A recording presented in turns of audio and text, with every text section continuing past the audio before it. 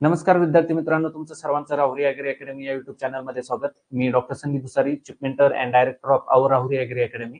बघा, आता सद्यस्थितीला जी काही आपली कृषी विद्यापीठची भरती असेल, सोबत कृषी सेवकची जी काही एक्झामिनेशन असेल, त्याबद्दल एक पॉझिटिव्ह वातावरण तयार झालेलं आहे. ठीक आहे.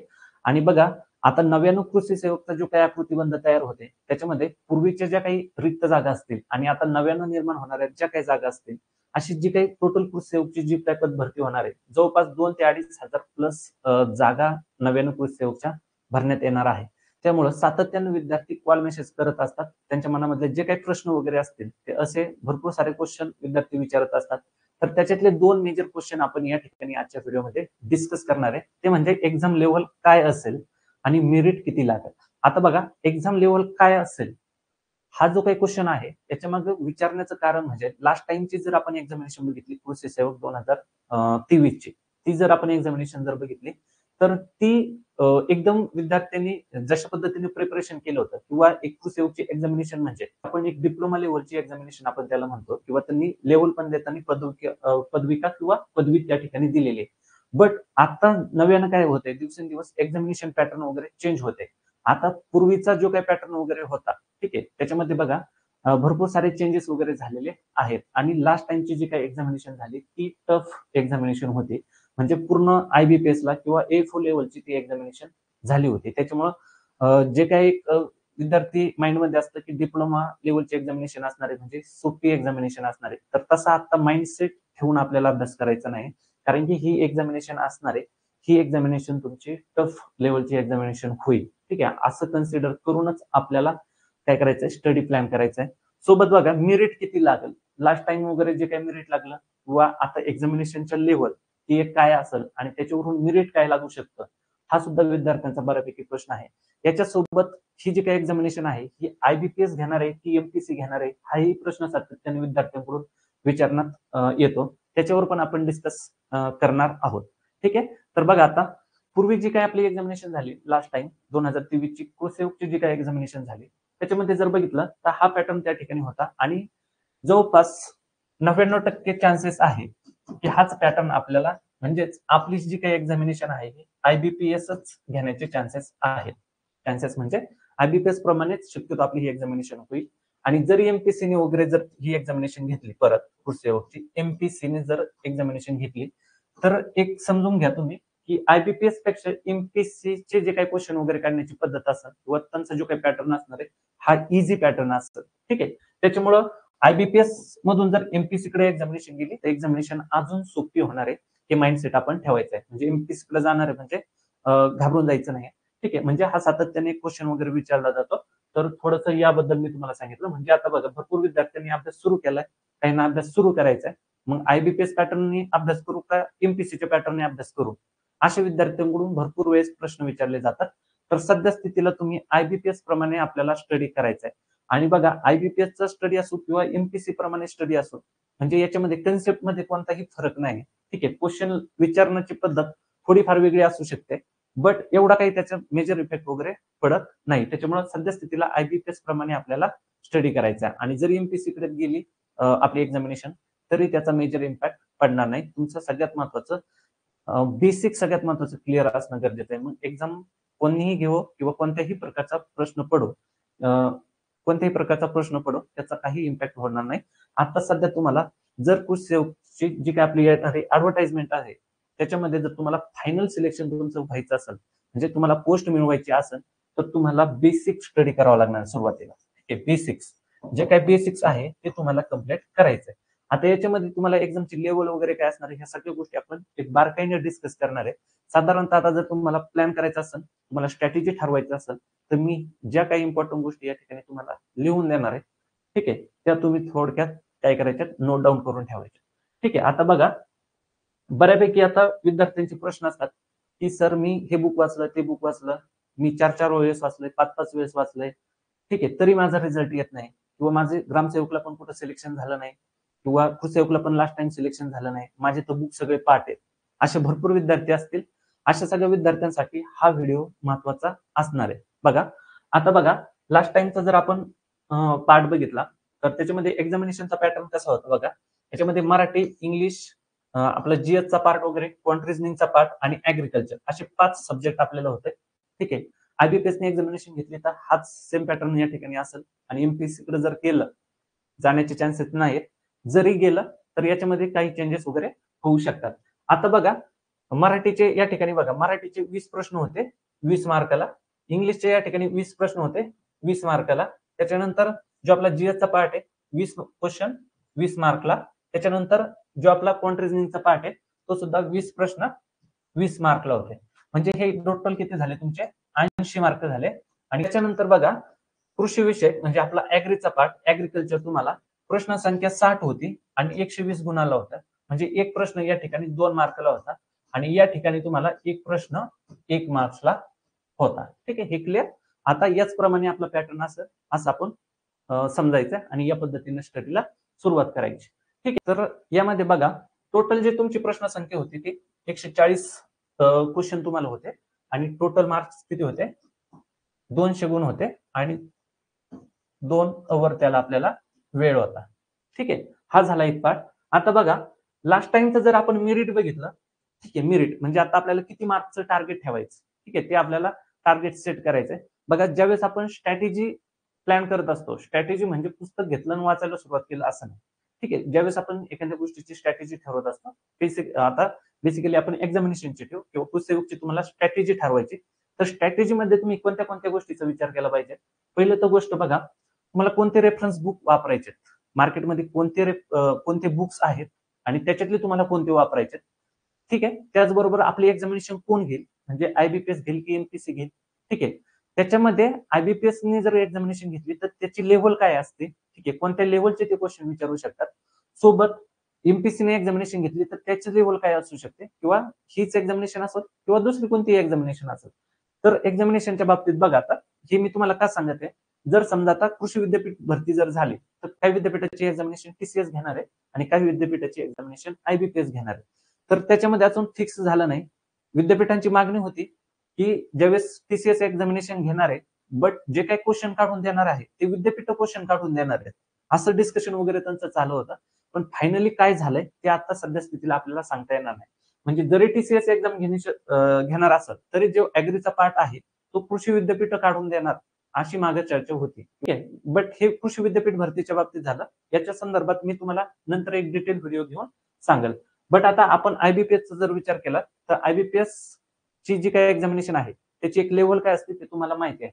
ठीक आहे. आता बघा या ठिकाणी मेरिटचा जर आपण विचार केला तर मेरिटमध्ये बघा साधारणतः लास्ट इयरला 140 प्लस म्हणजे वेगवेगळ्या विभागामध्ये 140 प्लस ज्या विद्यार्थ्यांना मार्क्स होते अशा विद्यार्थ्यांचं सिलेक्शन झालेलं आहे. ठीक आहे. त्याच्यामुळे आता आपलं टार्गेट सेट करताना आपलं मेरिट किती लागू शकतं तर आपलं मेरिट 150 मार्काचं म्हणजे 150 प्लस मार्क मला या ठिकाणी घ्यायचेत असं आपण या ठिकाणी काय करायचंय एक टार्गेट सेट करायचं. आता बघा यामध्ये बरेच विद्यार्थी हा आपला जो काय नॉन टेक्निकल पार्ट असेल त्याच्यामध्ये बऱ्याच विद्यार्थ्यांचं काय असतं मराठी चांगलं असतं मराठीला आउट ऑफ मार्क घेतात पण इंग्लिश त्यांना जमत नाही. मग इंग्लिशला 20 पैकी कुठेतरी 5-6 मार्क येतात. ठीक आहे. त्याचबरोबर सामान्य ज्ञान वगैरे असेल त्याला ऍव्हरेज मार्क येतात 10-12. त्याचबरोबर गणित बुद्धिमत्ता असेल त्याला सुद्धा 10-12 मार्क येतात. तर मग या केसमध्ये तुम्हाला हे जे काय 80 मार्क आहेत ठीक आहे 80 मार्कामध्ये तुम्हाला कमीत कमी 60 मार्क या ठिकाणी घ्यायचे म्हणजे 60 मार्काचं टार्गेट तुम्हाला या ठिकाणी ठेवायचं. मराठीला आउट ऑफ मार्क येतात मराठी माझं खूप चांगलं आहे म्हणजे मराठीच वाचत बसायचं नाही. तर आपण आपल्याला अनालिसिस कळतं की आपला सब्जेक्ट कोणता वीक आहे. मग एखाद्याचं गणित बुद्धिमत्ता थोडंसं त्याला कमी मार्क येत असेल तर याच्यामध्ये प्लस 10 मार्क येत असेल ऍव्हरेज तर त्याच्यामध्ये ऍडिशन कसं करता येईल. सोबत इंग्लिशचा पार्ट असेल इंग्लिशचा पार्ट मध्ये तुम्हाला तिथं मॅक्झिमम मार्क कसे आणता येईल त्याच्यावर तुम्ही प्लॅन करायचा आणि 60 मार्कचं काय करायचं या ठिकाणी टार्गेट ठेवायचं. म्हणजे बघा नाहीतर जो काही वेळ आहे तो पूर्ण 90% वेळ ह्या आपला जो काही मराठी इंग्लिशचा वगैरे पाठ आहे त्यालाच देतो तिथं फक्त तुम्हाला आउटपुट किती येणार आहे 60 मार्काचं येणार आहे. सोबत आता बघा जो काही तुमचा कृषी विषयक पाठ आहे ह्याच्यामध्ये बघा 60 ठीक आहे 60 क्वेश्चन असणार आहे आणि 120 मध्ये तुम्हाला जवळपास किती मार्क यायला पाहिजे इथं तुम्ही 90 मार्काचं या ठिकाणी काय ठेवायला पाहिजे टार्गेट ठेवायला पाहिजे 90 मार्कचं या ठिकाणी काय करायचं तुम्ही टार्गेट ठेवायचं. 90 म्हणजे हे 60 प्लस 90 150 तुमचं काय होईल या ठिकाणी मार्क येतील. ठीक आहे. म्हणजे 150चं जर तुम्ही टार्गेट ठेवलं तर तुम्ही कृषी सेवक हे जे काही आता नवीन सहाय्यक कृषी अधिकारी हे जे काही पद निर्माण झालं त्याला तुम्ही 100% तुमचं सिलेक्शन त्या ठिकाणी होईल. ठीक आहे. आता हे तुम्ही टार्गेट सेट करायचं पहिली गोष्ट. आता एक्झामिनेशनची लेव्हल काय असणार आहे याच्यावर आपण चर्चा करू. जसं की विद्यार्थी वारंवार विचारतात की बाबा एखादं बुक्स वगैरे असेल तर हे मी खूप वेळेस वाचलंय तरी माझा रिझल्ट येत नाही. त्याचं मागचं कारण तुम्हाला सांगतो मी आता. बघा कोणतीही एक्झामिनेशन घेतली ठीक आहे तर त्याच्यामध्ये 3 टाईपचे क्वेश्चन असतात. ओके. आता जर आपण कृषीयुक्त विचार केला, लास्ट टाइमची कृषीयुक्त जर आपण विचार केला, तर त्याच्यामध्ये बघा एक इझी लेवलचे क्वेश्चन असतात. दुसरे मीडियम लेवलचे काही क्वेश्चन असतात आणि तिसरे हार्ड टाईपचे काही क्वेश्चन असतात. ठीक आहे. आता एक्झामिनेशनचा जर आपण विचार केला कृषीयुक्तचा तर याच्यामध्ये बघा इझी टाईपचे क्वेश्चन कोणती पण एक्झामिनेशन घ्या त्याच्यामध्ये 40 ते 50% काय असतात तुमचे इझी क्वेश्चन असतात. ठीक आहे. मीडियम लेवलचे जे काही क्वेश्चन असतील तुमचे त्याच्यामध्ये जवळपास 20 ते 30% काय असतात तुमचे मीडियम लेवलचे क्वेश्चन असतात. ठीक आहे. आणि हार्ड लेवलमध्ये बघा 20 ते 10% असे क्वेश्चन असतात की हार्ड असतात. ठीक आहे. हे पॅटर्न असतो एक्झामिनेशन. म्हणजे 100% पेपर तुमचा इझीच पडतो असं नाही होत. 100% तुमचा पेपर मीडियम लेवलचा पडतो असं नाही होत. आणि 100% पेपर तुमचा हार्ड पडतो असं पण नाही होत. क्वेश्चन मध्ये किंवा पर्सेंट मध्ये इकडे तिकडे 5, 10, 20% फरक पडू शकतो. ठीक आहे. आता बघा जर आपण कृषीयुक्तची एक्झामिनेशन घेतली तर तो 40% किंवा 50% आपला इझी पेपर येऊ शकतो. 20 ते 30% मीडियम टाईपचा क्वेश्चन त्याच्यामध्ये असू शकतात आणि हार्ड टाईपचे क्वेश्चन जे 20 ते 10% आपले हार्ड क्वेश्चन असू शकतात. बघा आता हे जे काही क्वेश्चन आहे तुम्हाला हे क्वेश्चन जवळपास सगळेच विद्यार्थी 90% विद्यार्थी काय करतात हे सॉल्व्ह करत असतात. मग आपल्याला 150 मार्क घ्यायचे किंवा फायनल लिस्ट मध्ये आपल्याला सिलेक्शन आपलं व्हायचं असेल तर याच्यामधले क्वेश्चन आपल्याला चुकायचे नाही. जे काही 40-50% क्वेश्चन असतात ते 100% आपले आलेच पाहिजे. ठीक आहे. इथं एकही सिली मिस्टेक होता कामा नये. ठीक आहे. जे 50% मार्क आपण मिळवले त्याच्यानंतर बघा मीडियम टाईपचा जे पार्ट असणार आहे त्याच्यामध्ये मीडियम टाईपचा ठीक आहे 20 ते 30% क्वेश्चन याच्यातून असणार आहे. मॅक्झिमम क्वेश्चन तुम्हाला याच्यातून अटेंड करायचे. ठीक आहे. ठीक आहे. याच्यामध्ये बघा एक 5 एक क्वेश्चन तुमचे समजा 30% म्हणजे समजा 30 क्वेश्चन जर आले तर त्याच्यामध्ये तुम्हाला 5 क्वेश्चन एक्सक्लूज असतील तर ते तुमचे मागे पुढे झाले पाहिजे. पण याच्यामध्ये मीडियम टाईपचा क्वेश्चन आहे आणि डायरेक्ट 10-15 तुम्हाला क्वेश्चन त्याच्यातून येते. ठीक आहे. असं होता कामा नये. समजा 30 क्वेश्चन आले तर 5 क्वेश्चन तुम्ही सोडून द्या. त्याच्यामध्ये 25 तरी बीट तुमचे आले पाहिजे. आणि बघा हा टाईपचं जे काय पार्ट आहे त्याच्यामध्ये समजा 20 क्वेश्चन आले तर ऍटलीस्ट तुमचे 15 एक क्वेश्चन सुद्धा या ठिकाणी आले पाहिजे. कारण की कमी क्वेश्चन आहे आणि तुम्हाला मॅक्झिमम आउटपुट तिथून घ्यायचंय म्हणजे 5 बीट तुमचे इथं सुद्धा तुम्हाला एक्सक्लूड आहे. आता बघा सिलेक्शनसाठी हे जर तुम्ही सगळे क्वेश्चन सॉल्व्ह केले तर तेवढं सिलेक्शन होणार नाही. तुम्हाला बघा इथं आउट ऑफ मार्क मिळवायचे इथून सुद्धा तुम्हाला भरपूर आउटपुट घ्यायचंय आणि इथून सुद्धा तुम्हाला आउटपुट घ्यायचंय. जे मुलं बघा वन लाईन टाईपचे क्वेश्चन वगैरे बुक वगैरे वाचतात ठीक आहे. शक्यतो प्रॉब्लेम त्यांना येतो की फक्त कोणतंही बुक जर घेतलं तुम्ही तर हे इझी टाईपचे क्वेश्चन वन लाईन जे काही आपलं पुस्तक वगैरे असतील त्याच्यामध्ये हे इझी क्वेश्चन तुम्हाला कोणत्याही बुकमध्ये भेटतील. बट फायनल सिलेक्शन जर तुम्हाला करायचं असेल तर याच्यामध्ये बघा त्याचे इझी टाईप वन लाईनचे पुस्तकं वगैरे मार्केटमध्ये भरपूर अवेलेबल आहे ते तुम्हाला माहिती आहे. त्याच्यासाठी ते पुस्तक तुम्ही वापरू शकता. बट त्याच्यावरूनच तुम्हाला hard question, medium question solve करता येतील असं होणार नाही. त्याच्यासाठी तुम्हाला वेगळं रेफरन्स बुक वाचायची गरज आहे किंवा वेगळे पुस्तकं तुम्हाला किंवा वेगळ्या नोट्स वगैरे तुम्हाला वाचायची गरज आहे फायनल सिलेक्शनसाठी. ठीक आहे. आपण पेपर देतो स्वतः सॅटिस्फाय होण्यासाठी देत नाही. ठीक आहे. एक 5-10%, 20-30-40% सोपे क्वेश्चन आले तेवढे जमले. आपल्याला वाटतं खूप सोपा पेपर आला. ठीक आहे. आणि बाहेर आल्यानंतर काय होतं ऑप्शन मध्ये काय असतात खूप क्लोज ऑप्शन असतात आणि कन्फ्युजन होऊन जातं. आणि नंतर ज्यावेळेस डिस्कस होतं बाहेर आल्यावर विद्यार्थ्यांसोबत त्यावेळेस आपल्याला समजतं की आपला हा क्वेश्चन गेलाय. मग त्यावेळेस खूप वाईट वाटतं आपल्याला. तर बघा ह्या सिली मिस्टेक वगैरे असतील ह्या सिली मिस्टेक आता ह्या वन लाईन मध्ये ठीक आहे किंवा ह्या इझी क्वेश्चन मध्ये सुद्धा जर तुम्हाला सिली मिस्टेक टाळायची असेल तर त्याच्यासाठी तुमचं बेसिक क्लिअर असणं गरजेचं आहे. आता तुम्हाला सगळ्यात जास्त हे हे जे काही हार्ड लेवलचे मार्क हार्ड क्वेश्चन आणि मीडियम क्वेश्चन जर तुम्हाला त्याचे मार्क्स मिळवायचे असेल तर तुम्हाला आता बेसिक गोष्टी करणं गरजेचं आहे. म्हणजे एक्झामिनेशनच्या दृष्टीनं कन्सेप्च्युअल अंडरस्टँडिंग करणं गरजेचं आहे. एक थेरॉटिकल टाईप थोड्याशा नोट्स वगैरे तुम्हाला वाचायची गरज आहे. ठीक आहे. आता हे वन लाईन टाईपचे क्वेश्चन वगैरे बुक वगैरे असतील ते या ठिकाणी भरपूर अवेलेबल आहेत. आता मीडियम लेवलसाठी तुम्ही ज्या काही युजीच्या नोट्स वगैरे असेल, डिप्लोमाच्या ज्या काही नोट्स वगैरे असतील, ठीक आहे, रेफरन्स बुक वगैरे असतील, ठीक आहे, किंवा रेफरन्स बुक मधून काढलेल्या नोट्स वगैरे असतील, ठीक आहे, तर ह्या थोडंसं बल्की टाईपचं कंटेंट तुम्हाला या ठिकाणी या दोन्ही गोष्टींसाठी वापरावा लागेल. आणि इथून बघा जवळपास 50% पेपर तुमचा इथून येणार आहे, तर मग 50% मार्क तुम्हाला इथून ऍटलिस्ट तुमचे किती जवळपास या क्वेश्चनसाठी या क्वेश्चन मधून तुमचे 70% तरी क्वेश्चन तुमचे बरोबर आले पाहिजे. ठीक आहे, 70% क्वेश्चन इकडचे आणि 50% इकडचे, असं मिळून तुमचं सिलेक्शन या ठिकाणी होऊन जाईल. बट याचा स्टडी नाही, फक्त ऑनलाईनचा स्टडी आहे. ऑनलाईनच्या बेसवर हा पार्ट तुमचा कव्हर होणार नाही. बट तुम्ही बल्कि नोट्स वगैरे वाचल्या, थोड्याशा कन्सेप्च्युअल अंडरस्टँडिंग वगैरे करून घेतली, बेसिक तुमचं क्लिअर वगैरे केलं, तर या ठिकाणी काय होणार आहे, तुमचं सिलेक्शन होऊन जाईल. आता बघा, सिलेक्ट झालेले जे काही विद्यार्थी तुम्ही मॅक्झिमम बघा, मॅक्झिमम त्या विद्यार्थ्यांचा अभ्यास खूप आहे. अभ्यास खूप आहे म्हणजे काय, कुणीतरी अॅग्री एमपीसीचा 2-2, 3-3 वेळेस मेन्स वगैरे दिलेले आहे, कोणी बँकिंग वगैरे असेल मेन्स त्याच्यात 2-2, 3-3 मेन्स वगैरे दिलेले आहेत. बाकीचे जे काही रेफरन्स बुक असतील, नोट्स बुक वगैरे असतील, नोट्स वगैरे असतील, ठीक आहे, ह्या सगळ्या गोष्टी त्यांनी वाचलेल्या आहेत. आणि हे जे काही हार्ड टाईपचे क्वेश्चन असतात, हे कोणते, थोडेसे अनालिटिकल टाईपचे क्वेश्चन असतात. ठीक आहे, थोडेसे अनालिटिकल टाईपचे क्वेश्चन असतात. त्याच्यामुळे जे काही हार्ड टाईपचे क्वेश्चन आहे ते तुम्हाला डायरेक्ट पुस्तकामध्ये लाईन टू लाईन त्याची पुढे भेटणार नाही. ठीक आहे, एक कन्सेप्च्युअल अंडरस्टँडिंग आल्यानंतर हे मीडियम टाईपचे क्वेश्चन काही आणि हार्ड टाईपचे क्वेश्चन तुम्हाला सॉल्व्ह करता येतील. अशा पद्धतीनं आता टाइम आहे, साधारणतः कृषी एक्झामिनेशन असेल किंवा विद्यापीठ भरती वगैरे असेल, त्याच्यासाठी अजून तुम्हाला सफिशियंट टाइम आहे. म्हणजेच तुम्ही जे काही नोट्स वगैरे असतील, रेफरन्स बुक वगैरे असतील, रेफरन्स बुक मधल्या नोट्स वगैरे असतील, ठीक आहे, डिप्लोमाच्या युजीच्या नोट्स वगैरे असतील, त्याच्यासाठी सध्या तरी तुमच्याकडे टाइम वगैरे आहे. ठीक आहे, त्याच्यामुळं फायनल सिलेक्शन जर पाहिजे असेल तर ह्या गोष्टीवर आपण फक्त इझी, ठीक आहे, किंवा ऑनलाईन टाईपवर आपण काय करतो, फोकस करतो.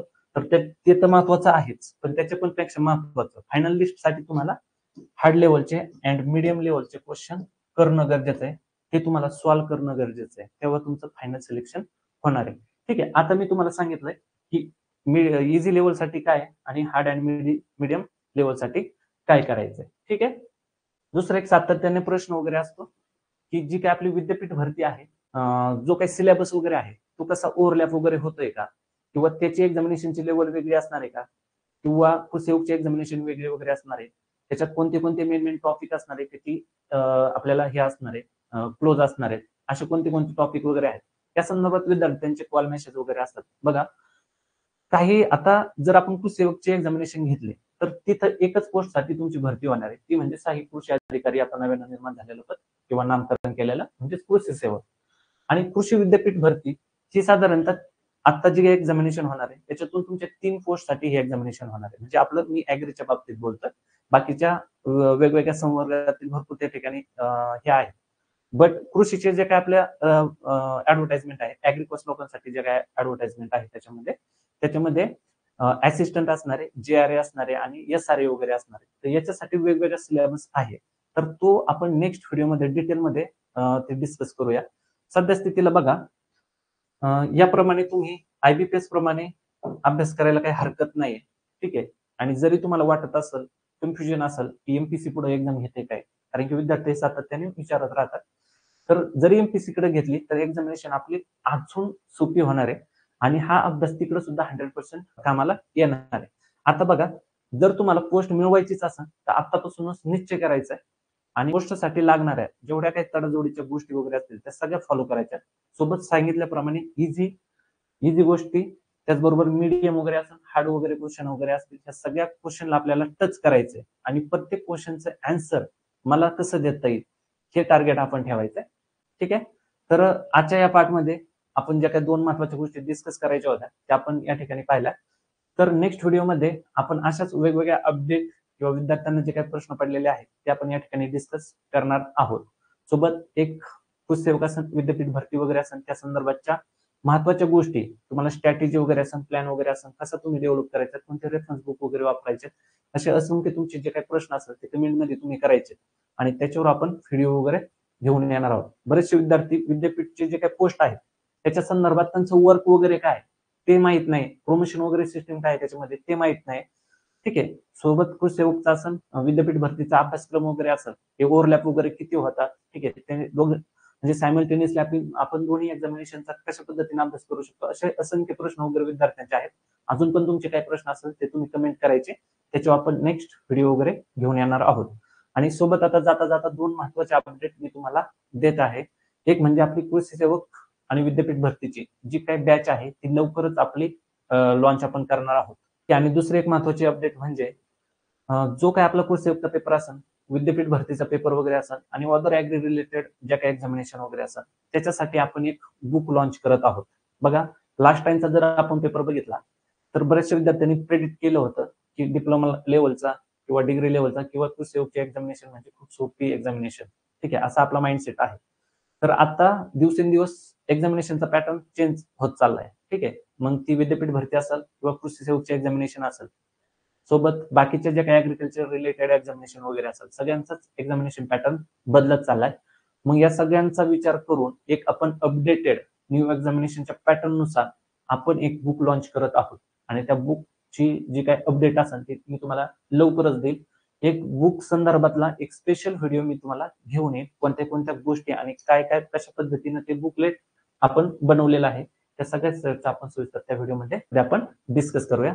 सध्या स्थितीला या ठिकाणी आपण थांबू. जर तुमचे काही डाऊट्स वगैरे असतील तर ते तुम्ही कमेंट वगैरे करायचे. ठीक आहे, तर सध्या स्थितीला आपण या ठिकाणी थांबूया. नेक्स्ट अपडेटसाठी आपल्या व्हिडिओला लाईक आणि सबस्क्राईब करून ठेवा. ठीक आहे, थँक्यू सो मच.